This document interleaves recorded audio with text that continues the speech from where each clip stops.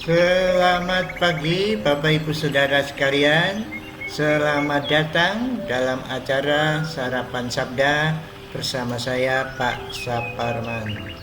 Sarapan kita pada pagi hari ini diambil dari Matius 14 ayat 1 sampai 12. Yohanes Pembaptis dibunuh, itu judulnya. Pada masa itu sampailah berita-berita tentang Yesus kepada Herodes, raja wilayah.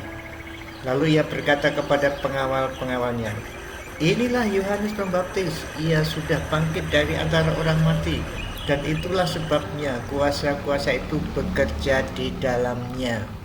Sebab memang Herodes telah menyuruh menangkap Yohanes, membelenggunya, dan memenjarakannya berhubung dengan peristiwa Herodias, istri Filipus saudaranya. Karena Yohanes pernah menegurnya, katanya, tidak halal engkau mengambil Herodias. Herodes ingin membunuhnya, tetapi ia takut akan orang banyak yang memandang Yohanes sebagai nabi. Tetapi pada hari ulang tahun Herodes, menarilah anak perempuan Herodias di tengah-tengah mereka dan menyukakan hati Herodes. Sehingga Herodes bersumpah akan memberikan kepadanya apa saja yang dimintanya. Maka setelah dihasut oleh ibunya, anak perempuan itu berkata, "Berikanlah aku di sini kepala Yohanes Pembaptis di sebuah talam." Lalu sedihlah hati raja, tetapi karena sumpahnya dan karena tamu-tamunya, diperintahkannya juga untuk memberikannya. Disuruhnya memenggal kepala Yohanes di penjara, dan kepala Yohanes itu pun dibawa orang di sebuah talam, lalu diberikan kepada gadis itu dan ia membawanya kepada ibunya. Kemudian datanglah murid-murid Yohanes Pembaptis mengambil mayatnya dan menguburkannya. Lalu pergilah mereka memberitahukannya kepada Yesus. Nah, ini peristiwa yang sangat kejam, tapi ini flashback ya. Ceritanya ini cerita mengenai Yesus membuat mujizat sampai kepada Herodes. Herodes mengira ini adalah Yohanes Pembaptis yang bangkit dari antara orang mati. Jadi di ayat 1 itu mengenai Yesus, cerita dengan mujizat-mujizatnya sampai ke Herodes. Ayat 12 itu murid-murid melaporkannya kepada Yesus mengenai pembunuhan Yohanes Pembaptis. Jadi dimulai dengan Yesus, ditutup dengan Yesus. Ini satu cara penulis untuk menyampaikan mengenai narasinya, ceritanya itu ya. Nah, di sini dikatakan rupanya Herodes takut itu rupanya, sehingga dia karena takutnya Yohanes Pembaptis bangkit dari antara orang mati lagi, mungkin dia juga ingin membunuhnya. Makanya ayat 13 nanti Yesus sementara menyingkir seperti itu. Dari ayat-ayat ini kita dapat belajar bahwa memang dalam memberitakan kebenaran ada risiko. Risikonya kalau Yohanes pada waktu itu karena berani negur raja yang berkuasa, yang kejam, ya akibatnya mati, dipenjarakan seperti itu.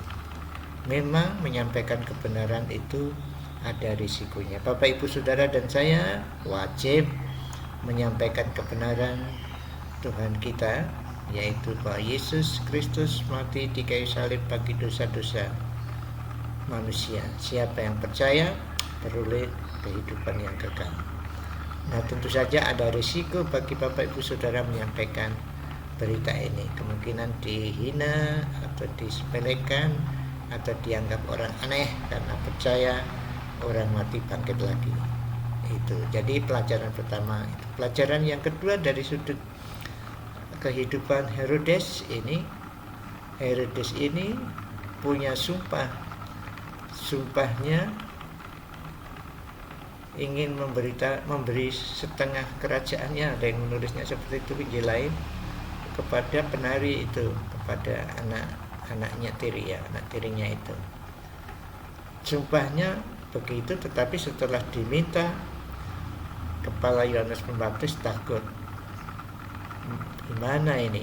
Tetapi karena malu terhadap tamu-tamu, akhirnya yalah, sudahlah, lalu memenggal kepala Yohanes Pembaptis. Jadi saudara-saudara, hati-hati kita bicara, dan sebetulnya tidak usah malu, tidak usah gengsi ya, ini gengsi ya, karena malu sudah terlanjur janji. Tapi kalau permintaannya yang bukan seperti ini, bisa juga sebetulnya sumpah itu dibatalkan ya, karena tidak baik itu.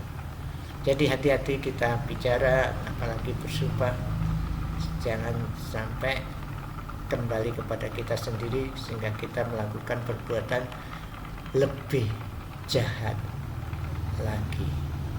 Ya, itu pelajaran kita pada pagi hari ini. Mari kita menyampaikan kebenaran dengan sadar ada risikonya, tapi juga mari kita menjaga sumpah. Kalau kita sumpah atau janji yang masuk akal saja ya, jangan sampai janji yang menimbulkan pemenuhannya itu di luar nalar seperti itu. Semoga Tuhan menolong kita semua untuk menyampaikan kebenaran dan mengatakan hal-hal yang baik saja, jangan sampai mengeluarkan sumpah yang berlebihan sehingga kita tidak bisa memenuhi janji itu. Mari kita berdoa. Terima kasih Tuhan, pelajaran hari ini untuk kami, supaya kami sadar bahwa mengikuti Engkau memang ada risiko, menyampaikan kebenaran-Mu adalah risiko, tapi biarlah dengan pertolongan-Mu kami kuat menanggung risiko itu. Kami juga bersyukur untuk pelajaran supaya kami hati-hati dalam memberikan janji, supaya janji-janji itu tidak menjadikan kami berdosa lebih lagi jika memenuhi janji itu. Biarlah janji yang masuk akal yang kami sampaikan mungkin kepada anak-anak kami atau saudara-saudara kami. Terima kasih, hari ini kami ingin hidup menyenangkan hati-Mu dalam nama Tuhan Yesus. Amin. Selamat beraktivitas. Mari kita terus. COVID-19 memang sudah reda, sangat reda, tapi masih ada. Jadi mari kita tetap jaga prokes, pakai masker, jaga jarak, jauhi kerumunan, sering cuci tangan, dan tinggal di rumah saja kalau tidak penting. Tuhan Yesus memberkati saudara dan saya. Amin.